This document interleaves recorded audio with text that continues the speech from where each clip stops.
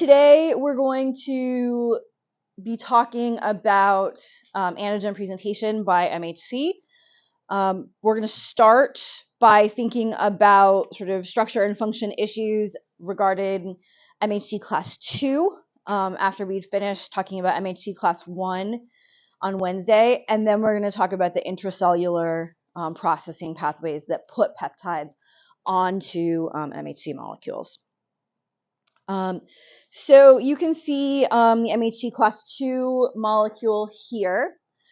The MHC class 2 molecule is different from MHC class 1 in that it is actually two protein chains that are of about equal size. So when we talked about the MHC class 1 molecule, we saw the heavy chain or the alpha chain, and that's the part that's actually encoded in chromosome 6 that we're actually seeing when we're drawing out the locus.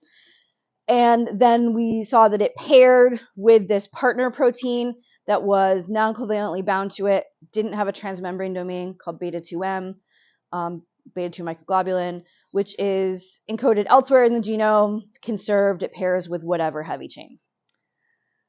For class 2, we have these two chains, the alpha chain and the beta chain. They are both encoded in the MHC region. So if you actually go back and look at some of the genetics, you will see when you look at, say, the human and you see HLA-DR, one of the MHC class 2 genes, it'll actually say DRA and DRB because it's encoding both an alpha and a beta. So class 2 is made of these two chains of sort of equivalent size. You can see they both have a transmembrane domain. They both have an immunoglobulin domain. And then they have this other domain at the top. You can see that here as well, the two immunoglobulin domains sort of providing support at the bottom.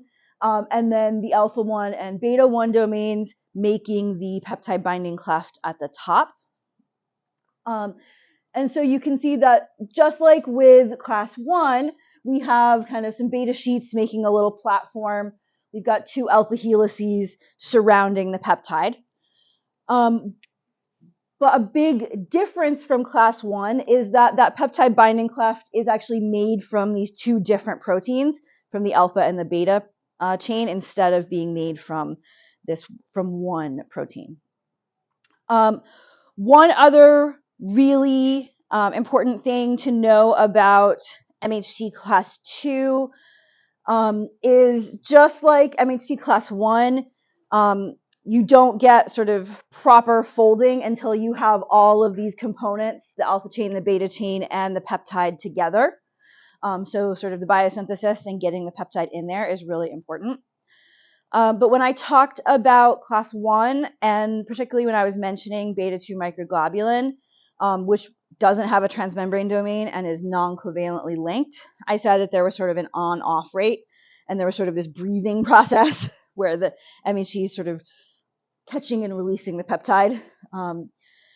This is not the case in MHC class 2. MHC class 2 is actually really interesting biochemically, because it is when you have MHC class 2 with the alpha and the beta chain and a peptide, it is an incredibly stable structure. It is actually SDS stable. So that's something that we usually use in the lab to denature proteins completely. It's a pretty harsh treatment that will really denature proteins. This doesn't come apart, even when you use these harsh treatments to pull it apart. This is an incredibly strong complex, which will become important a little bit later.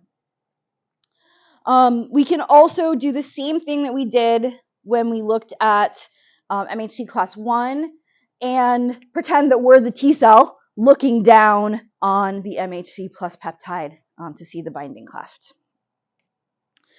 And if we did that, this is what we would see. So I'm showing you sort of the same three views I showed you for class 1. One of the things that you can notice is here, the two alpha helices on either side of the peptide are always shown as being in two different colors. That's because they're coming from two different proteins, the alpha chain and the beta chain, while in class 1 they were always coming from the same protein. And you can see in a lot of ways it does look pretty similar to what you saw with the class 1 binding cleft. But there is one huge difference here.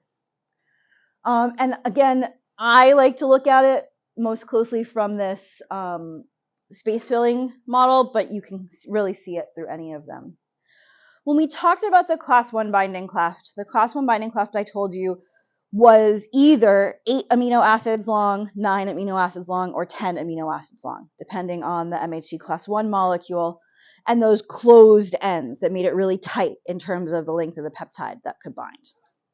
And so if you looked at that space filling model, there was sort of like a bunch of MHC outside of the peptide.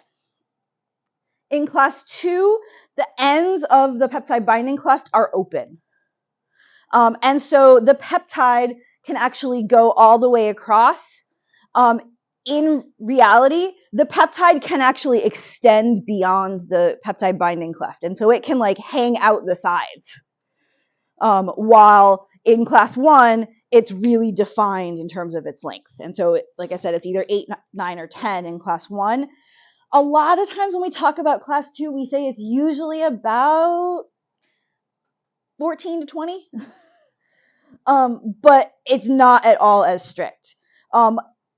Immunologists often talk about the class 2 binding cleft and say that it's sort of like a hot dog in a hot dog bun.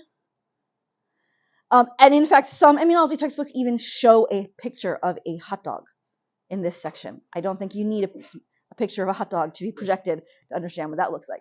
But the idea is that you've got the open arms instead of closed arms. And so things like, those nice charges to accommodate the positive charge and the negative charge at the ends of the peptide, you don't use here because the peptide is flopping out the ends. In fact, sometimes you'll have a really long peptide that'll be kind of flopping out the ends, and proteases will come chew off some of the end. And so that's one of the big differences with the peptide binding cleft, is it's really just not as strict in terms of length of the peptide for class 2. The other big difference with MHC class 2 is that if we look at the interactions between the peptide binding cleft and the peptide, and this again answers a question you asked in the past, Jonah. The peptide binding cleft is largely making contacts with the main chain or the backbone atoms, not with the R group. And so really class 2 is holding the peptides at that NCC, NCC, NCC backbone part of the peptide and not into those R groups that we saw last time. So when we talked about MHC, oh, sorry, Josh, yes? For class 1, the class is going to make contact with the side chain? Correct. So when we thought about class 1, and we thought about making contact with the side chains, as Josh pointed out, I defined this idea of anchor residues for you, where there were specific amino acids at specific positions in the peptide that you often would see for an individual MHC class 1 molecule. So if you knew you had HLA B27, for example, you would know that whatever peptides HLA B27 was presenting always had to have a specific kind of amino acid at like position 2 and position 9 or something. And those were called anchor residues. For MHC class 2, we really don't see anchor residues in the same way, which makes sense because the peptide binding cleft isn't binding to the side chains. It's mainly binding to the main chain atoms, and the main chain atoms are pretty much the same from peptide to peptide. In addition, the peptide binding cleft has open ends, so the peptide doesn't have to be as strict in terms of length. Sometimes we'll see a situation where, there's usually like a particular amino acid at some spot, like here it's LF or I, which is actually a pretty big range of amino acids. So that's not a great anchor residue as it is. And here it's number 5, here it's number 4, 5, 4, 4, what is this? 7. So it isn't going to be in the same place in the peptide. And in general, it's just not as strict. Every so often, people will try to like describe peptides that are particularly good at binding to particular class 2 molecules. You can kind of try to like come up with some things, but we don't see anchor residues in the same way for class 2. And we really don't sort of have like a consensus peptide that tends to bind to class 2 molecules in the way that we do for class 1. When we talked about class 1, I told you that MHC class 1 gets its peptides from a particular part of the cell. So I told you that MHC class 1 gets its peptides from the cytoplasm of the cell. MHC class 2 also gets its peptides from a particular part of the cell. And that part of the cell is known as the endocytic pathway. I have heard this, the endocytic pathway is described in different ways by different people. So you may also have learned of it as the biosynthetic secretory pathway or the secretory pathway. It's known as all of those things. And I'm going to be saying more about some details of the endocytic pathway in a couple of slides. It turns out that it comes up, and I have to give you some specific detail about it more in a little bit. But basically what I want you to notice is that the MHC class 2 molecule is getting its peptides from some kind of compartment inside the cell, not peptides that are free in the cytoplasm. And these compartments are specifically compartments that are part of this endocytic pathway.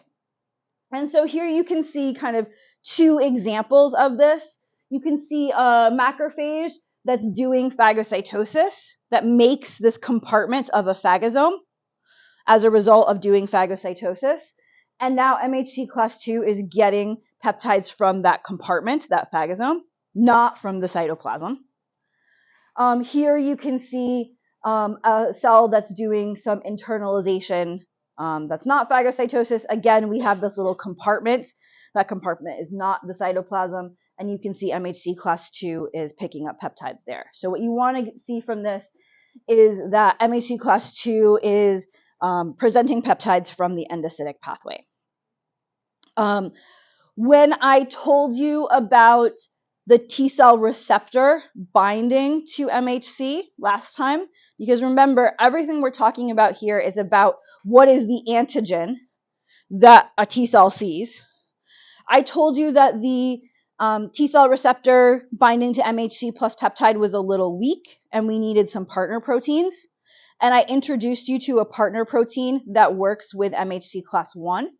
That's called CD8. That helps to stabilize the binding. There is a similar partner that binds to MHC class 2. And the partner that binds to MHC class 2 is called CD4. And so you can see here is my MHC class 2 molecule with peptide.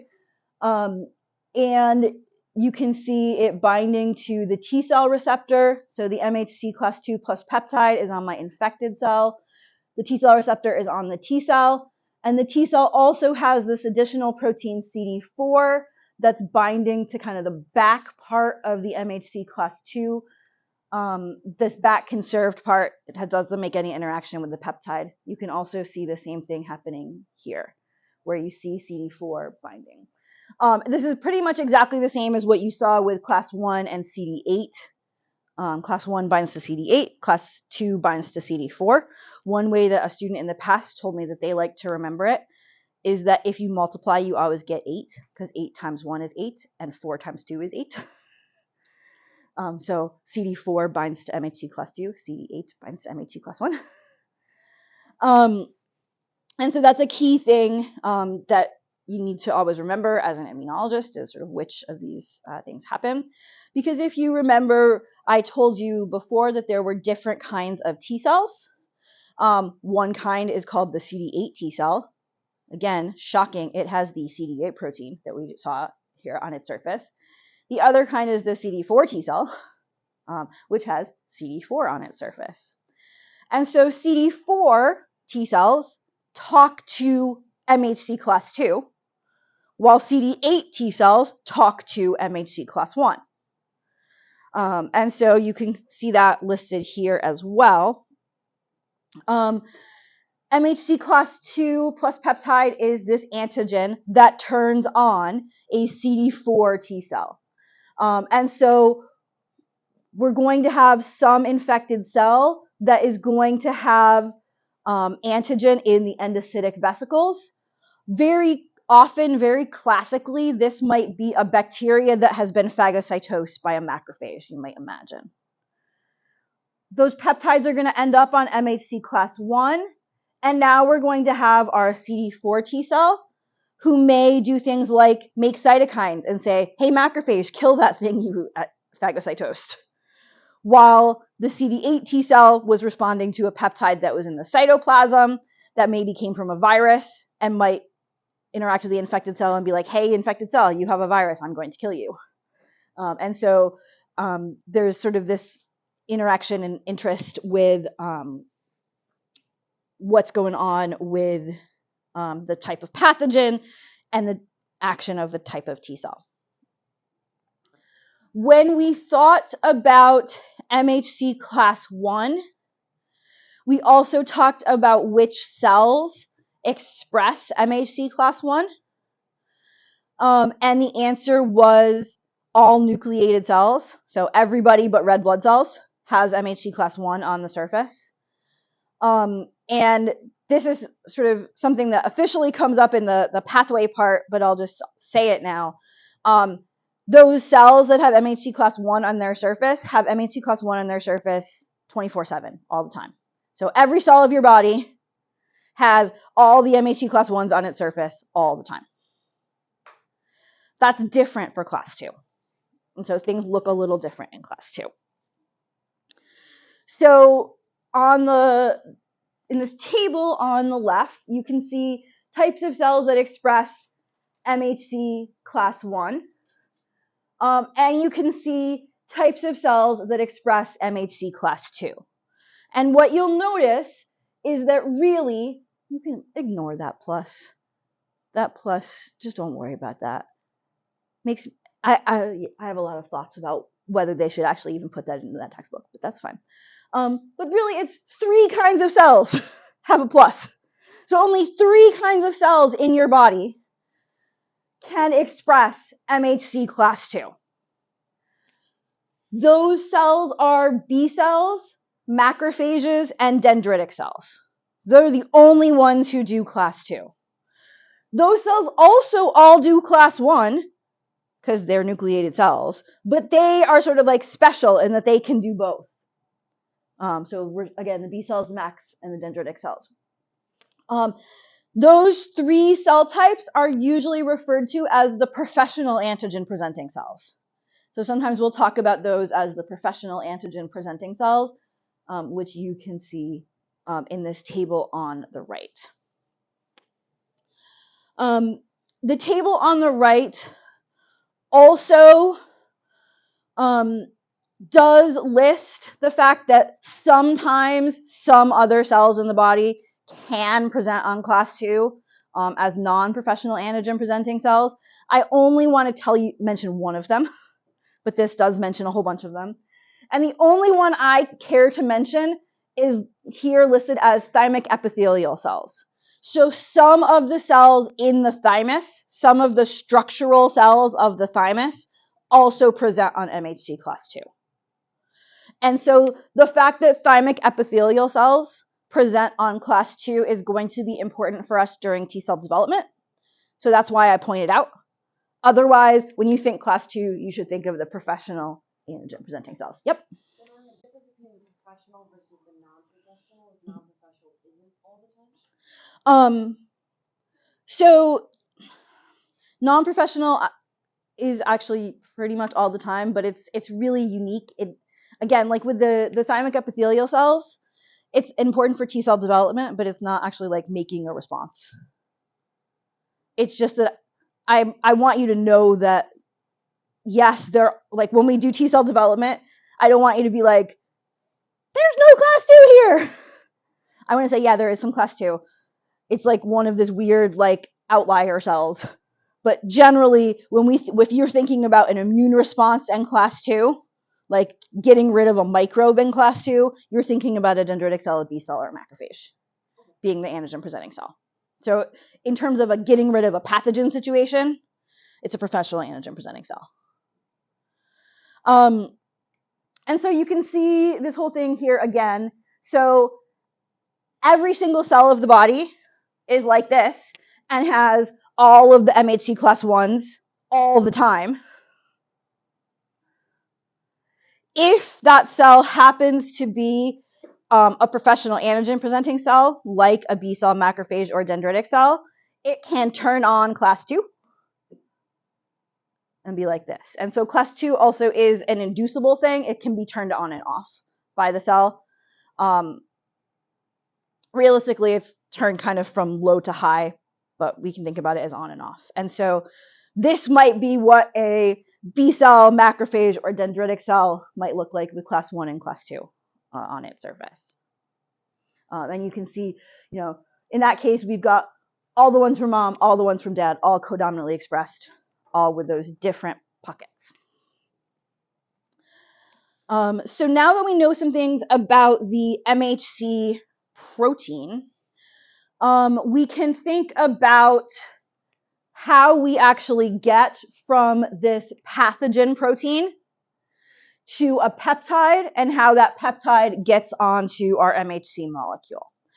And the details of this process are going to vary for class 1 and for class 2. It's going to be kind of 2 separate processes, though they're going to have a lot of the same steps. And so we're going to have to, again, talk about this in terms of all of class 1 and then all of class 2. Before I tell you about the specifics for class 1, I have to do a little bit of immunologist view of cell biology or cell biology review to make sure everybody's on the same page about a few pieces of cell bio that are going to come up. And largely, those pieces have to do with this pathway known as the biosynthetic secretory pathway or the endocytic pathway, that pathway that I mentioned to you a couple of slides ago. And I really like this view of the cell in thinking about this pathway and helping us understand MHC presentation.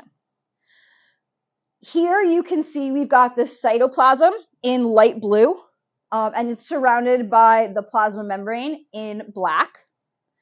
And you can also see that we've got some organelles like the ER, the endoplasmic reticulum, the Golgi, and different vesicles that might be endosomes or lysosomes, and they might be going out of the cell to secrete stuff or coming in to internalize stuff. And they're also all all covered with plasma membrane.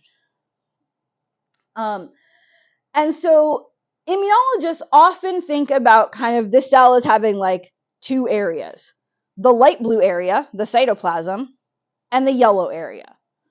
And what you can notice is that there's one thing that all of the yellow areas have in common. And that one thing all of the yellow areas have in common is that all of those locations are across a plasma membrane from the cytoplasm. And so if something wants to go from the cytoplasm to the ER, that something has to cross a plasma membrane. If something wants to go from the cytoplasm to the Golgi, it's got to pass a plasma membrane. Something wants to go from the Golgi to the cytoplasm, it's got to pass a membrane. Something wants to go from outside the cell to the cytoplasm, it's got to cross a membrane. So there's basically the cytoplasm and stuff across a membrane from the cytoplasm. And what you can notice is that all of the different places that are across the membrane from the cytoplasm are all interconnected. So you can, if you have something in the ER, it can move by vesicle to the Golgi. And as I'll also point out again on some future slides, it doesn't like go back into the cytoplasm. It kind of stays in the yellow area and moves through a vesicle.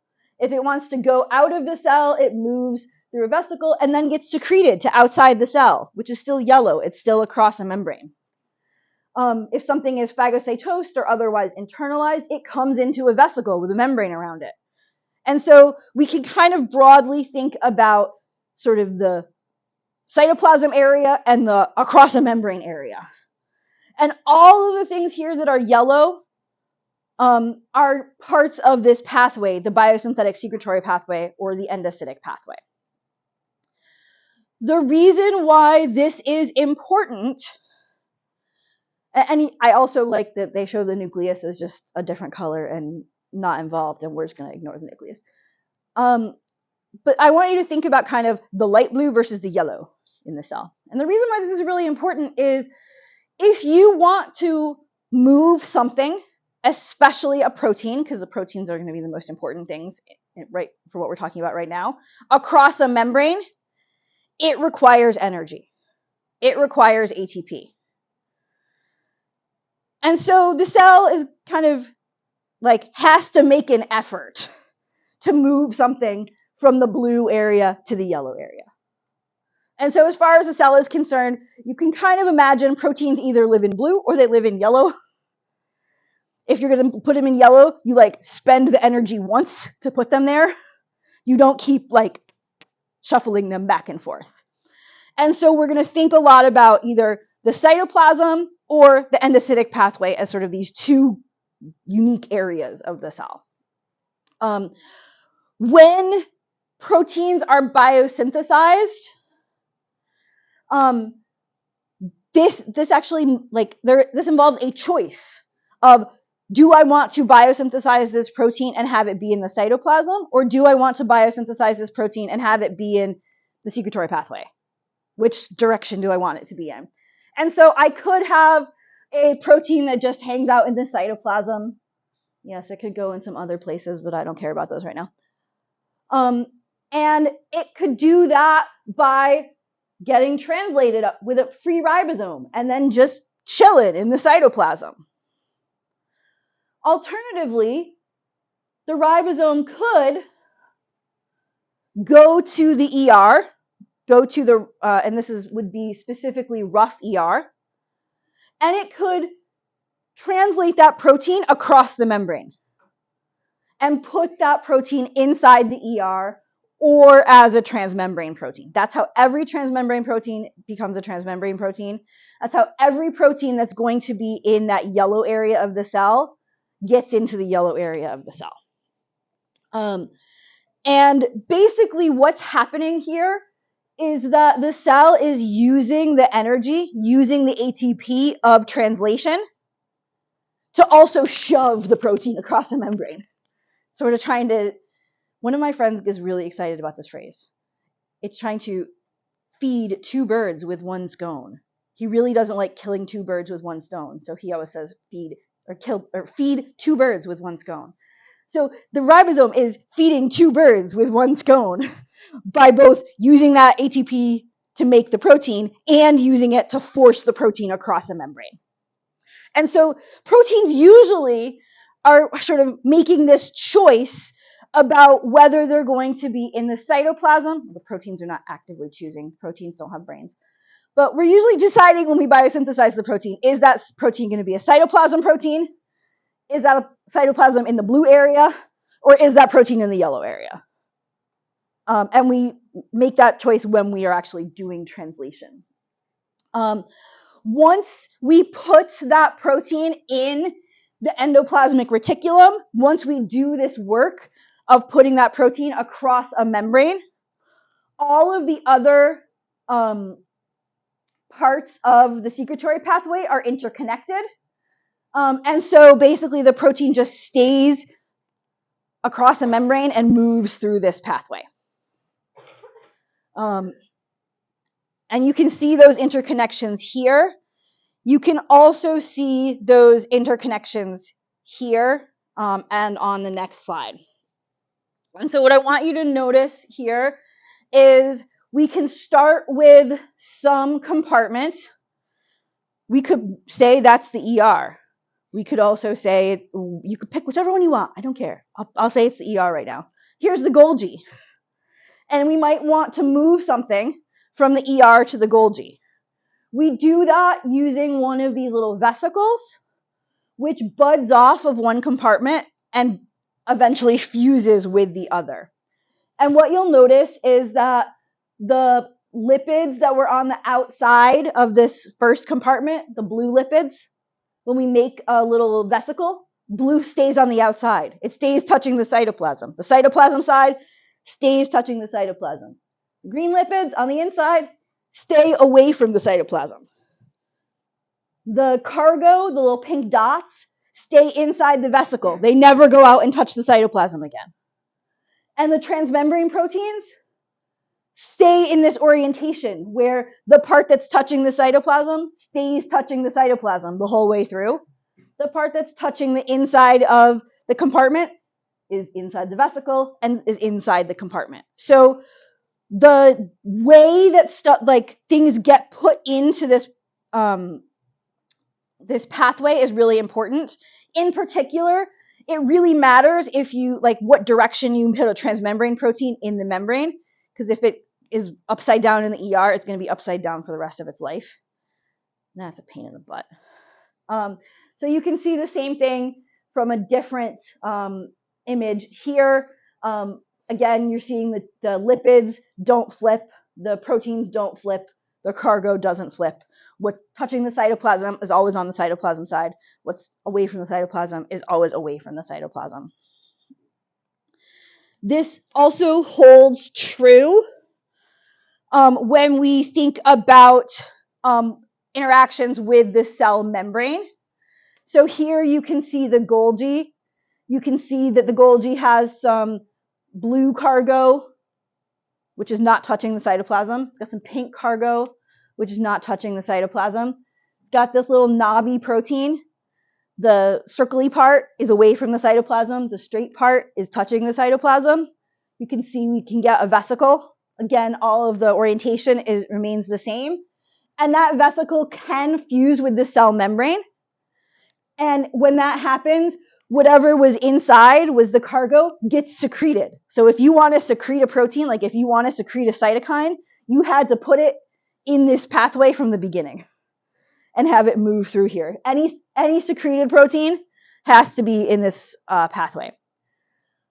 Also importantly, the part of this transmembrane protein that was touching cytoplasm remains touching cytoplasm.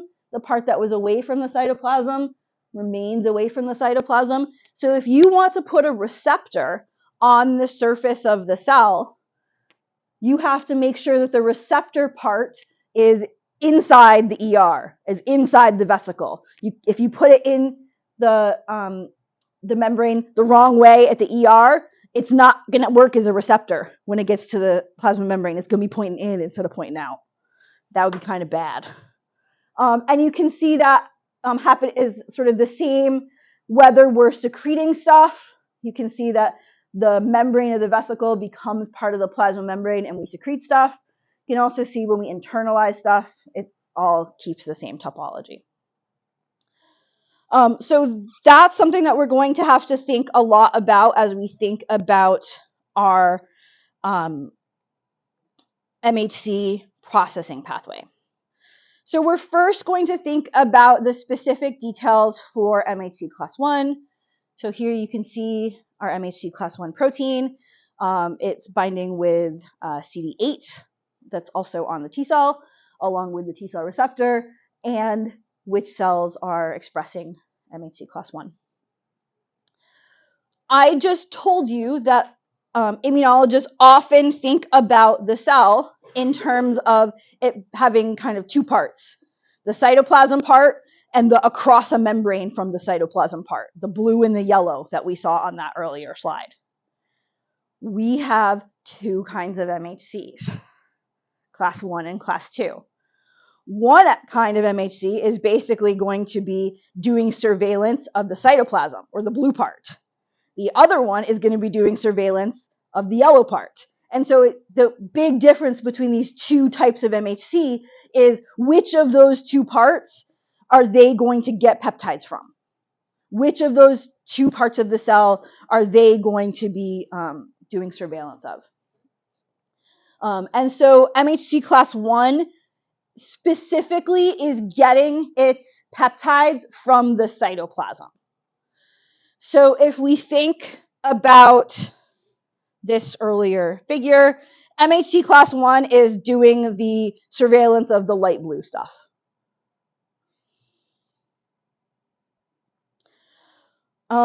When I first started TAing immunology, the person who I was TAing for had a set, like to talk about this processing and presentation pathway in a set of 6 steps. So he divided the whole thing into 6 steps and like what happens at each step.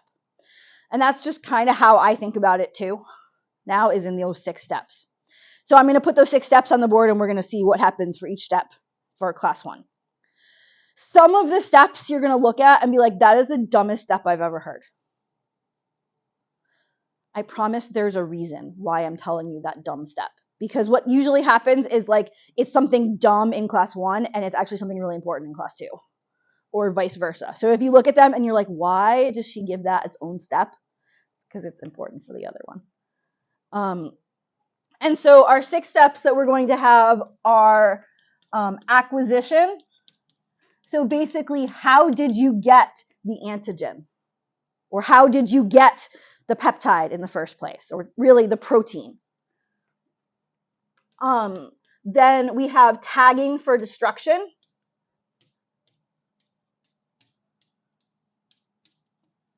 So how do we mark that protein as a protein that should get cut up into peptides?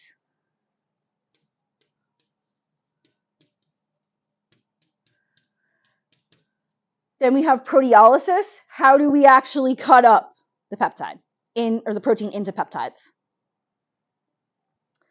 Then we have delivery.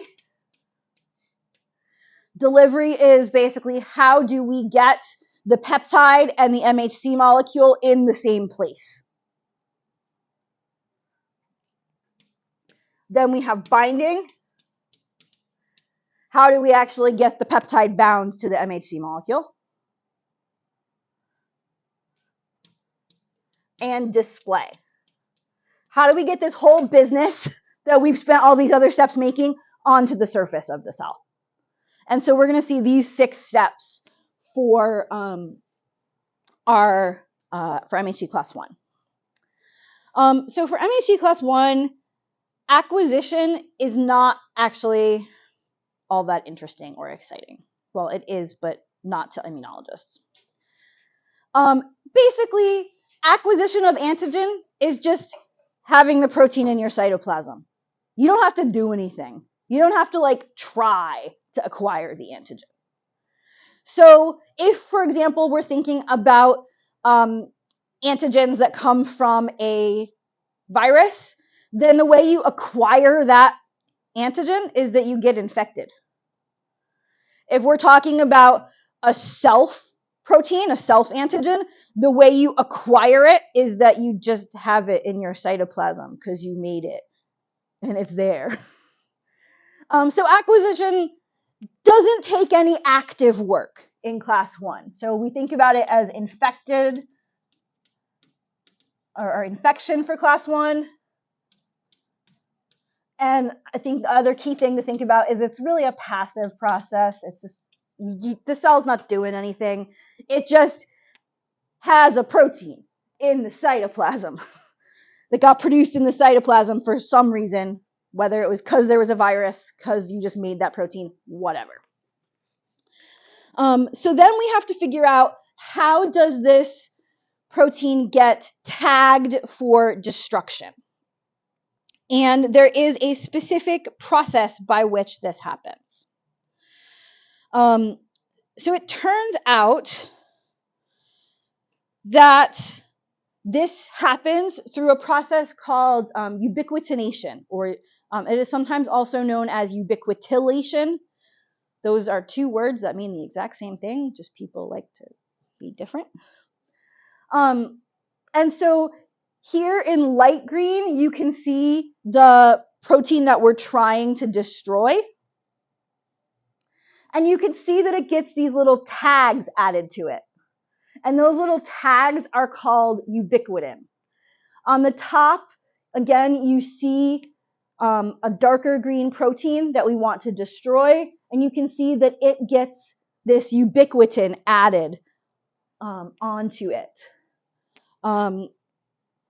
Ubiquitin, this tag that's getting added, is actually itself a protein. So it is a really small protein. It's 76 amino acids length, 8.5 kilodaltons. So it's this little bitty protein that basically gets stuck on another protein. That happens because there is a group of enzymes that do the job of adding ubiquitins to proteins. When ubiquitin gets added to proteins, a few different things can happen in the cell. But if that ubiquitin gets added in a chain of 4, so it's this chain of 4 ubiquitins like you see here, and there's actually also a specific kind of biochemical linkage. So it's being added in a specific place on the protein, and it's a chain of 4. If that ever happens, imagine, you have something that you put 4 little Post-it notes on. That is a signal for the cell, destroy this. And so if you add 4 ubiquitins in a chain with a particular biochemical linkage, you destroy that protein. And so the way that we tag a protein for destruction in the class 1 pathway is ubiquitination. Or we add ubiquitin. This is a general process that happens in the cell that is allowing for cell turnover to happen, or protein turnover to happen.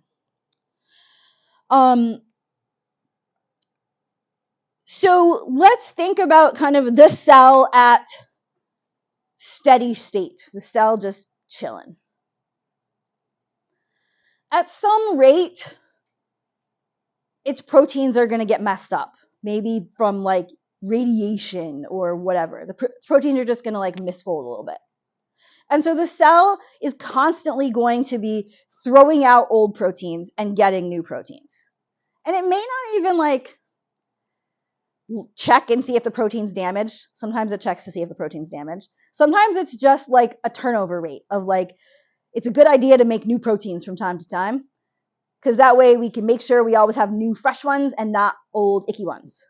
It's kind of like iPhones, where like sometimes there's nothing wrong with your phone, but you get the new shiny kind, right? So that you have new exciting things. And so there's just sort of this turnover rate. And ubiquitin is part of sort of this general turnover rate in the cell, where damaged proteins are getting tagged to be degraded, but also potentially proteins that are getting a little old.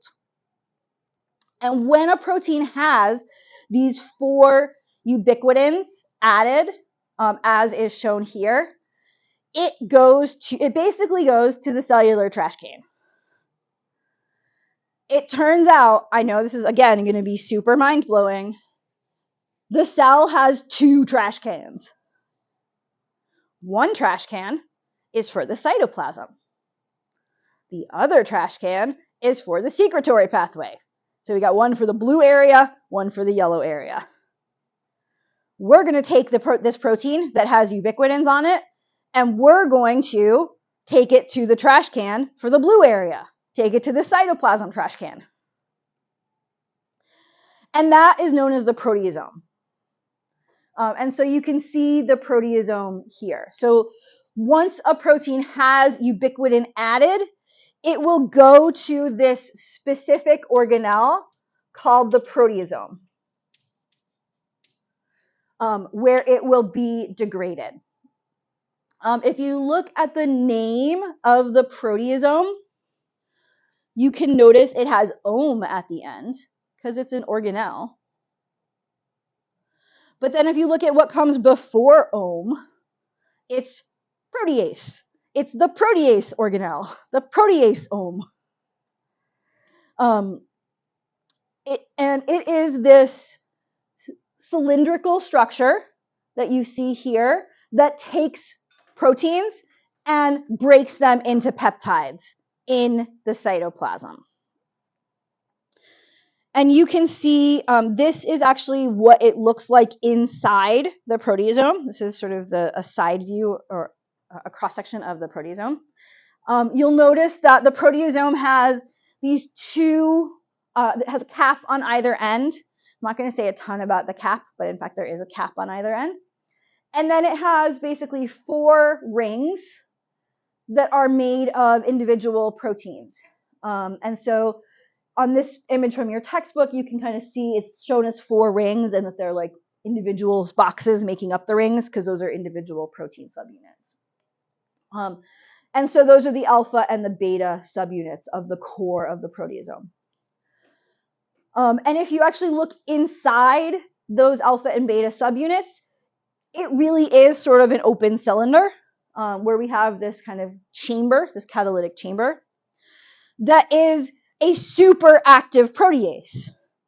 And so it's kind of important. You don't want to have like your destroying parts outside in the cell and randomly destroying stuff. You want to have kind of like this secret sequestered little area where you put a protein that you want to destroy because you don't want to randomly destroy the cell. So you're going to have this sort of internal little dangerous area that destroys stuff that is hidden off from the rest of the cell where you can do all of your proteolysis. And so generally what will happen is that the cap will recognize that ubiquitin that was added to the protein and also start unfolding the protein and throwing it into the chamber. So you can see it's getting unfolded and put into the chamber. You can see the ubiquitin got bound and got taken off. So we can recycle it and use it again. So we're going to recycle our ubiquitin. We're going to start threading that protein into the chamber, and the inside catalytic part is going to cut up that protein into peptides and then release them out back into the cytoplasm. And that could be useful because when we've got these small proteins or these small peptides in the cytoplasm, we might be able to like reuse them for translation or something like that. And this can go as small as usually like a 2 amino acid long peptide up to relatively long peptides that are coming out of the proteasome. One other key thing to know about the proteasome is related to that point that I just made about, I'm making up this part of this number. We'll say on the smallest side, the thing that could come out of here is like 2 amino acids long. And we'll say on the largest side, it's like 50. Our goal here, and I just made up that 50 number because I don't remember what the real number is. Our goal here is to present those peptides on MHC class 1. Are all of those peptides going to be useful for presentation on MHC class 1? So I got lots of no head shakes. Why not? What's the problem? Yeah, David? For MHC class 1, the range is either 8 to 10, so any ones that are smaller or larger would not be used. Yeah, only ones that are 8, 9, or 10 are going to be useful for class 1. And we seem to be getting a whole bunch of things that are maybe not useful. It turns out that, well, that's the way it is in many cells. But if a cell starts to experience some innate immune cytokines, in particular some interferons, that cell has interferons interferons around it and knows like, ah, crap, there's a pathogen around here. That cell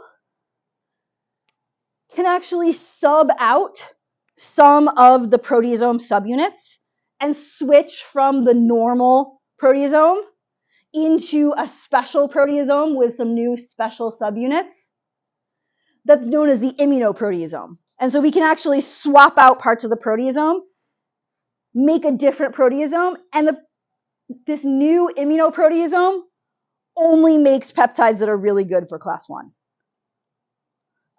Just by switching out some of those proteasomal subunits. And so this is a pretty cool thing that might happen if a cell is seeing a lot of interferon. It might start making an immunoproteasome so that it can make better peptides to present. So those are the first 3 steps in class 1 processing. The real challenge when we think about class 1 is delivery. Delivery is like the issue with class 1.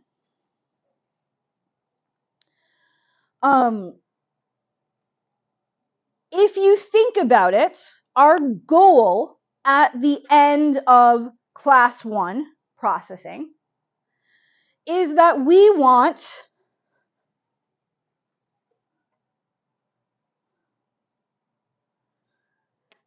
class 1 to look like what you see here in the center. We want its transmembrane domain in the membrane. That means it has to be biosynthesized in the ER. We want the part with the peptide facing out. We want it facing away from the cytoplasm. That means during biosynthesis, this part has to be in the lumen of the ER and not touching the cytoplasm. If we want it to actually look like this and not be flipped the wrong way, then we actually have to care about how we biosynthesize this protein in the first place, because we want it to be able to interact with the T cell receptor.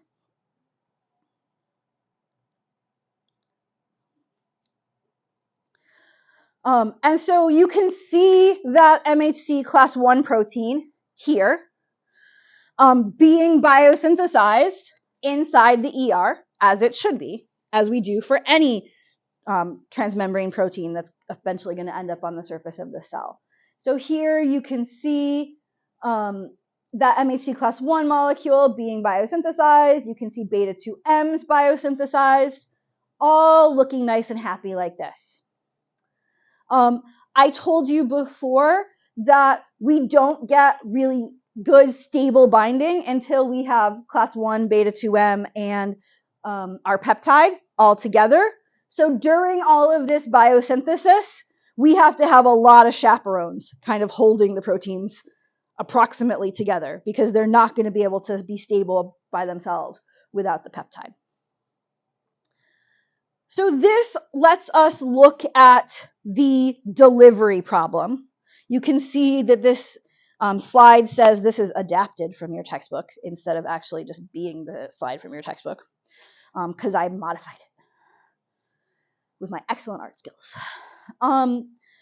Because I wanted you to be able to see what the problem was really clearly. This also lets us see the delivery problem that comes up with MHC class 1 processing and presentation. What's the problem with MHC class 1 in order to deliver the peptides to the MHC and get this binding to happen? Yeah, Jonah. Yeah, the peptides are in the cytoplasm. They are cytoplasmic peptides that were made in the proteasome in the cytoplasm. The MHC is across a membrane from them. It's inside the ER. It's got its binding site inside the ER. It kind of has to be that way if it wants to be on the surface of the cell. So somehow we got to get these peptides across the membrane so that they can get onto the MHC molecule into the peptide binding cleft. This was a question that a bunch of immunologists had for a really long time. And eventually they figured out the answer. And they learned that all cells have a transporter in their ER membrane. That transporter is called TAP, which is the transporter for antigen processing. And this is basically a special transporter that uses ATP to shoot peptides that are present in the cytoplasm into the ER. And so it's this nice ATP-dependent transporter that's going to move the peptides into the ER. So delivery is achieved because of TAP.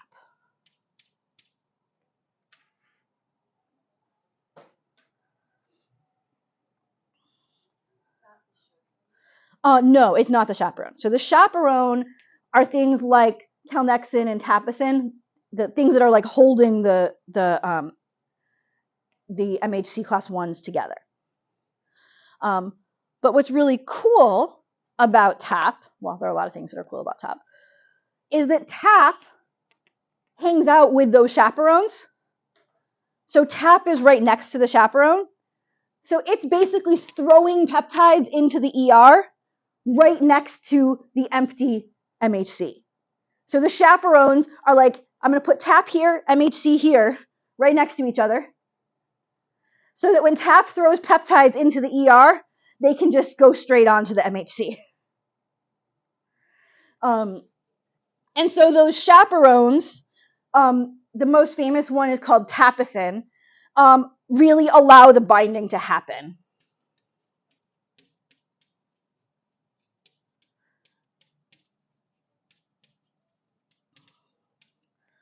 And so this is sort of a pretty straightforward process.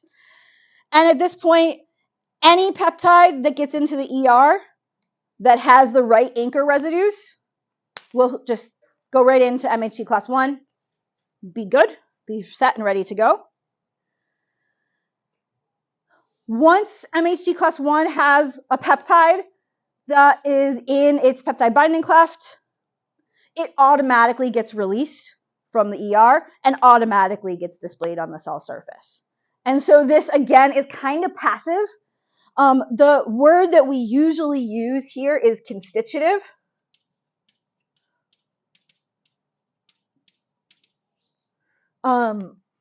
Constitutive is a word in biology that means like automatic or by default or it just happens. It's just kind of the way it works. And so there's constitutive binding. The cell doesn't actually have to try to put the MHC and peptide on the surface. Basically, if a protein is in the ER, it's eventually going to end up on the surface. So it's pretty straightforward there. And so here you can see the MHC class 1 pathway overall. So first we have a microbe that has infected the cell that is somewhere in the cytoplasm. We don't see here it is, the little flower. We don't see the ubiquitin being added here, but it is. Go into the proteasome and make peptides. Those peptides have to get transported into the ER by TAP. They will then bind to class 1, and class 1 plus peptide will get presented directly at the ER surface. And so you can see here's class 1 structure with beta-2 microglobulin. This is happening in all nucleated cells. We're trying to talk to CD8 T cells. We are looking at cytosolic proteins. We use the proteasome. We loaded the peptide in the ER, and we use things like chaperones and TAP. So I really like the next two images. Dunaway yelled at me about one of them, said I couldn't use it. So you can see I modified it a bunch. Like, he actually yelled at me. I used it. I modified it, and then he yelled at me again for something else, so I had to modify it again, but that's okay, because I really like it. So basically, this is sort of an overview of what's happening. So we have some protein. It has many different parts, and it is getting cut up in the proteasome. And so it's getting like leg parts and wing parts and neck parts and foot parts and all that kind of stuff. Those are actually, until you can see, here's a leg part, which is one of the peptides, that's getting put into the ER and put onto the display waiter plate. And then the waiter is actually showing it to the T cell to show the T cell what is going on in that cell. One of the reasons why this is important to think about is that your cell does not have one MHC molecule on its surface. Your cell has multiple different MHC molecules on its surface. You've got your two HLA-As, two HLA-Bs, two HLA-Cs. And they each have slightly different binding sites. And so they are going to, so here is our peptide, or our protein. It's going to get cut up into lots of different pieces, and different ones of your MHC molecules are going to have the right binding motif to bind different parts. And so you're not just showing off one peptide from a particular microbe. Because you have multiple MHC class 1 molecules, each with different clefts on their surface, you're actually showing off multiple different epitopes from each microbe on the surface. And so this is really kind of what this ends up looking like. Each T cell is specific for one MHC and one peptide. And so they're going to like look at all 6 of these and be like, are any of these the thing I want? Some of those MHCs plus peptides might lead to better T cell responses than others. That's why, again, we're going to see differences, variation from person to person in all of this. But you can see that there's a lot of stuff going on here. I want to make one more point before I end today. I also know that knowing you guys, I'm going to make this point and it's going to like stick in your mind and bother you for a bit, but I promise I'm going to answer the thing that bothers you about it in future times, which is that at no point during this process did I tell you anything that was specific to a viral or microbial protein. 24/7, your cells are presenting on MHC class 1. And 24/7, they are presenting self-peptides. Self-peptides are in the cytoplasm all the time. Self-peptides are getting tagged for destruction and proteolyzed by normal cell turnover. And self-peptides are getting presented on the surface of the cell all the time. So you can see both a viral antigen and cellular proteins, the red and the green, are both getting presented at all times. And so you can see, self-peptides are there on some of the MHC molecules, as are some of the foreign peptides. And every cell of your body is presenting on MHC class 1 all the time, whether those cells are infected or not. 24/7, every cell of your body is basically showing off the proteins that it has in its cytoplasm to be like, hey, T cells, am I okay? Hey, T cells, am I okay? T cells, this is what I have, am I okay? And so we've got constant presentation of self-peptides. The thing that's bugging you, if something's bugging you, the answer is central tolerance. But we'll get there. On Monday, I think I'm going to just continue talking about antigen processing and presentation. I'll try to work in some pieces from that paper. And I'll leave it posted if you really want to take a look at it. But I think that there's a lot of fun stuff I can say about antigen processing that I would like to get a chance to say.